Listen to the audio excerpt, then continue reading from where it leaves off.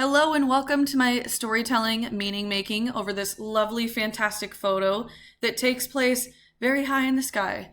So, for some context, you can see that I have my hands out and I look like I'm conquering the world and I'm so happy and not scared at all.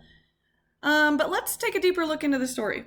So, as you can see behind me, I'm in Interlaken, Switzerland, which is one of the most beautiful places in the world, home to the Swiss Alps mountain range, which is absolutely phenomenal. Still, pictures don't do it justice. But basically, what's going on in this picture is I was a crazy, fun loving 19-year-old college student traveling abroad for the summer. I was doing a children's camp. So basically, I worked Monday through Friday from 8 a.m. to 5 p.m.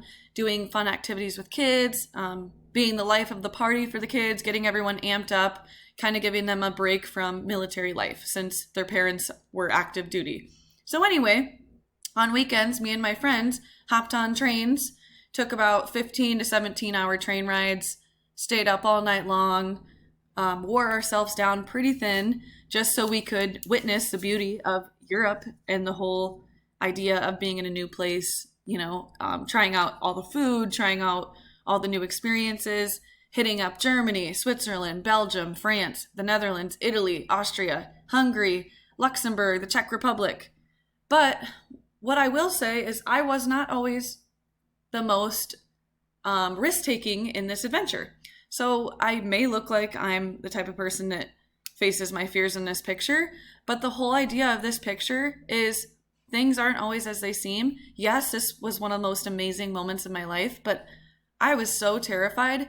They actually put the owner of the company with me up on the paragliding because I told them I was terrified. And I'm like, the only reason I'm doing this is because YOLO, basically. You only live once and you should try out fun, scary things.